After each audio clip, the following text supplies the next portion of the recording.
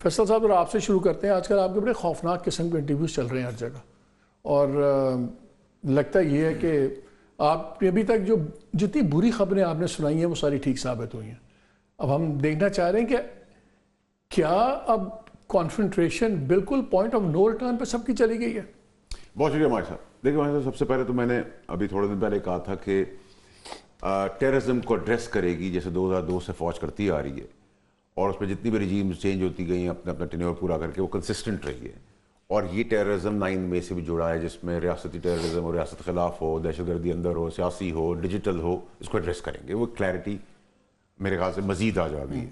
دوسرا میں کہا تھا خان صاحب مجھے نظر آتے نہیں ہیں باہر آتے ہوئے. پھر تیسرا میں نے کہا تھا کہ بہت زیادہ مایوسی ہوگی ریزرو سیٹس کے اوپر. اب آ جائیں ہم ریزرو سیٹس کے اوپر. ریزرو سیٹ میں آئین بڑا کلیئرلی کہہ رہا ہے لکھ کے کہ 3 دن سے زیادہ نہیں ہے, آپ فلور کراس نہیں کر سکتے.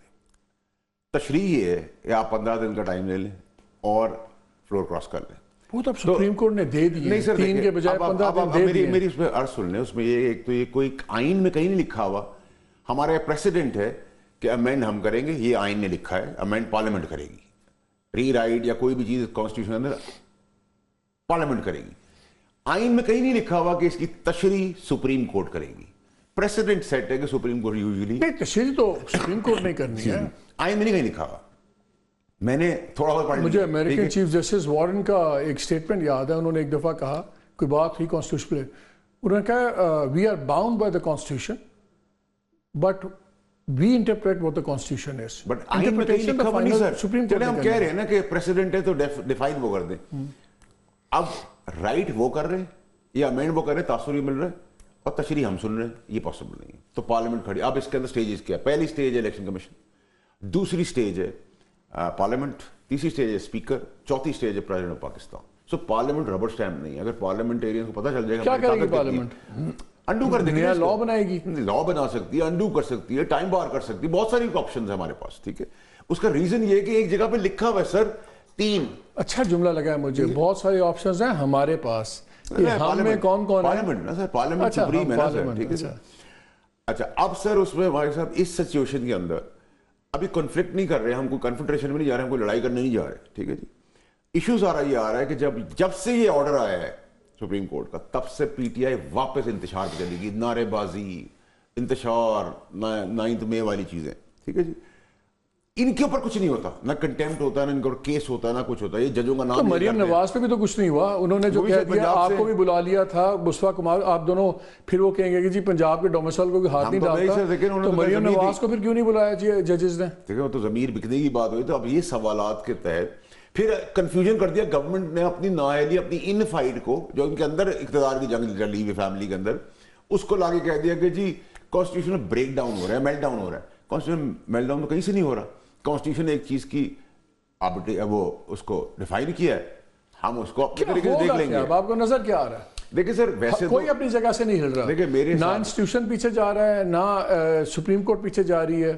گورنمنٹ جو ہے وہ شاید انسٹیٹیوشن کو آگے لگا کے پیچھے کھڑی, بیکاز ان میں اپنی پولیٹیکل طاقت ہے یہی دے رہی ہے. لیکن میں آپ کو بتاؤں کہ دیکھیں ابھی تو نہ کوئی ٹیکنوکریٹ کی کہانی ہے, نہ کوئی ایمرجنسی کی کہانی ہے, نہ کوئی ایسی کیوس ہے. ابھی تو بڑے سے سیدھا سا ہے کہ اس کے آگے پارلیمنٹ جس کا کام ہے وہ اس کو دیکھے گی اور اس کو انڈو کر دے گی. ٹھیک ہے جی. اب انڈو کو وہ پھر پارلیمنٹ کے اس کو اسٹرائک ڈاؤن کر دیں گے. نہیں سر دیکھیں, اگر آپ کنفنٹریشن میں جانا تو پھر یہی چلتا رہے گا, ایگوز کی فائٹ چلتی رہے گی. پھر میدان میں اور رنگ کے اندر پھر جو تکڑا ہوگا دوسرے کو لٹا دے گا. ہمیشہ دنیا کے, پاکستان کے اندر, دنیا کے اندر یہی ہوتا ہے. کورٹ کو تو آپ ایک ہی طریقے سے لٹا سکتے ہیں کہ آپ پھر سارا نظام پیک کر دیں, پھر کورٹ لیٹ جائے گی. ویسے کیسے کا نام نہیں لیا میں نے, یہ کہا کہ اگر آپ بھی نہیں ہٹیں گے, یہ بھی نہیں پیچھے ہٹے گا, میں بھی نہیں پیچھے ہٹوں گا, تو رنگ کے اندر جو طاقتور ہوگا وہ رہ جائے گا. کون سی طاقت؟ بندوق کی, ووٹ کی, پاپولر سپورٹ کی. طاقت تو قلم میں بھی بہت ہے, طاقت بندوق میں بھی بہت ہے, طاقت ووٹ میں بھی بہت ہے, طاقت پارلیمنٹ میں بھی بہت ہے. سبھی طاقتور ہیں ایکچولی. ٹھیک ہے, سب سارے طاقتور اگر مل کے پاکستان کی تقدیر کو آگے لے جائیں تو بہتر ہے بنسبت کہ ہم اس کی تباہی کا حصہ بن جائیں. آخری یا موسٹ امپورٹنٹ چیز, تھرڈ ورلڈ کنٹریز اور ویسٹرن ورلڈ میں بھی ریاست سے آپ یوزلی ٹکر نہیں لے سکتے. ریاست میں جب بھی آپ سر ماریں گے سر پھٹ جائے گا. ٹھیک ہے جی. اب گورنمنٹ ہی تاثر دینا چاہ رہی ہے. پہلا تاثر انہوں نے دیا کہ پی ٹی آئی کی جنگ ہے فوج سے, اور فوج کی جنگ ہے عدلیہ سے, اور اپنی انکمپٹنسی کو اب کانسٹیٹیوشن میلٹ ڈاؤن کے تحت اس طرف لے جا رہے ہیں. تو اور انسٹیبلٹی کریٹ دنیا میں بہت سے ایگزامپلز ایسی بھی ہیں جہاں بیونڈ اے پوائنٹ جب لوگ ایک بہت कर्व क्रॉस कर जाते हैं तो फिर रियासत को पीछे हटना पड़ता सर सबको पीछे हटना चाहिए, मैं तो इस में हूँ आपके साथ। प्रॉब्लम ये है कि सर जिन जगहों की आप जिस वर्ल्ड की बात आप कह रहे हैं ना सर, उनकी डेमोक्रेसी को भी 7 साल 2 साल 3 साल हो चुके हैं, ये तो 100 साल भी नहीं पूरी की भी नहीं, तो इवॉल्व हो रहा है ये। मेरे हिसाब से पाकिस्तान में एक छट रही है चीज़ें सारी, सब अपनी अपनी औकात में आएंगे, सब अपनी अपनी चीज़ों में आएंगे, इसमें जो गंदे हैं ब्लैक शीप। ये डिसाइड कौन करेगा कि किसकी क्या औकात है?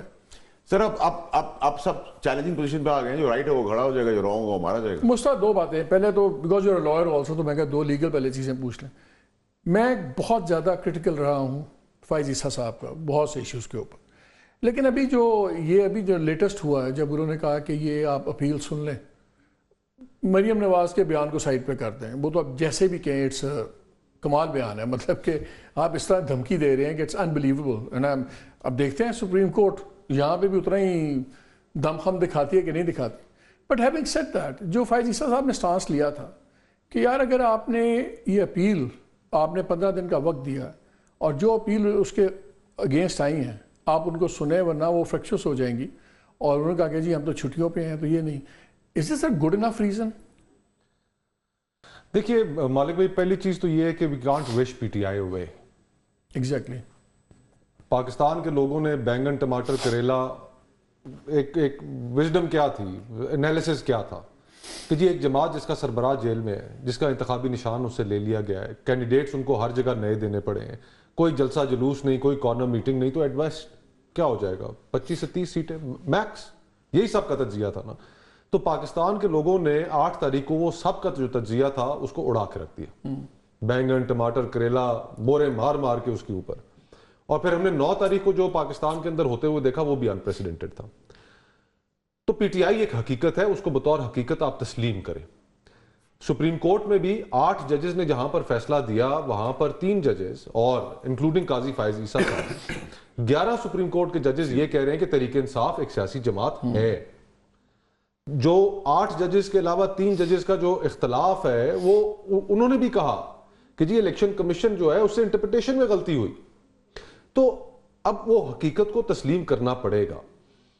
और आप एक पॉलिटिकल फोर्स को कि जिसकी एक फेडरेटिंग यूनिट के अंदर हुकूमत भी हो, आप ये नहीं कह सकते कि हम इस पॉपुलर पार्टी को कि जिसकी सबसे ज्यादा जमातें भी हैं कौमी असेंबली में, और फिर जिसकी एक फेडरेटिंग यूनिट में हुकूमत भी है, हम इसको पाबंदी का शिकार करने लगे। बड़े सेंसिटिव फेडरेटिंग यूनिट में, बड़े सेंसिटिव टेररिज्म का इशू इतना बड़ा। अब देखिए जो टेररिज्म का इशू है मालिक भाई, 2013 के बाद से 2024 जो 2023 मैं कराता हूँ, लेकिन पहले मैं फैज़ ईसा साहब आपसे पूछा था, उनका जो ये एतराज़ था, जो वो अकेले थे माइनॉरिटी में 3 जजेस में, कि यार ये आप पहले अपील सुने, वरना वो आपने जब दिया है, इनका एतराज़ भी अपनी जगह कि 3 दिन को आपने खुद ही 15 दिन कर दिया, क्या आप स्केड्यूल चेंज कर सकते हैं? चलें सुप्रीम कोर्ट है, कर सकती है बहरहाल, लेकिन ये जो उनका आर्गूमेंट था कि फिर आप अपील तो पहले सुने उसके अगेंस्ट, क्या ये ठीक आर्गूमेंट है मालिक भाई? या जजेस बिल्कुल आप साइड्स चूज कर चुके हैं? जजेस भी साइड्स चूज कर चुके हैं, और उसके अंदर एक बुनियादी एलिमेंट में मेरी जो अंडरस्टैंडिंग है वो ये है कि जुडिशरी के अंदर जब से इस्लामाबाद हाई कोर्ट के जज साहिबान का खत सामने आया है, फिर उसके बाद रिप्लाईज मंगाई गई बाकी जज हाई कोर्ट से भी, पेशावर हाई कोर्ट से भी आई, लाहौर हाई कोर्ट से भी आई, दीगर सूबों की भी आई, तो एक परसेप्शन क्रिएट हो गया है कि काजी फैज ईसा साहब हमारे साथ खड़े नहीं हुए। जिस तरीके से जज साहिबान की जो कंप्लेंट्स थी कि उनके ऊपर उनकी तवक्को थी कि उन्हें इंसाफ मिलेगा, सामने आ गई है, और एक इंस्टीट्यूशनल रिस्पांस जिसका उन्होंने अपने खत के अंदर तकाजा किया, वो इंस्टीट्यूशनल रिस्पांस के अंदर उन्हें काजी साहब से उस तरह का हिमायत नहीं मिल सकी जिस तरह की उनकी तवक्को थी। उसने एक बड़ा फैक्टर प्ले किया है कि काजी साहब फिर मेरी नज़र में जो बार रूम के अंदर भी गुफ्तगू है कि वो जुडिशरी के अंदर अपना कॉन्फिडेंस जो है वो उस तरीके से लूज कर चुके हैं, और इसी वजह से फिर शायद जो बैलेंस टिल्ट हुआ तो एडहॉक जजेस को एकदम से अपॉइंट करने की बात भी सामने आई, उसके अंदर भी हमें एक एक्स्ट्राऑर्डिनरी हेस्ट नजर आया।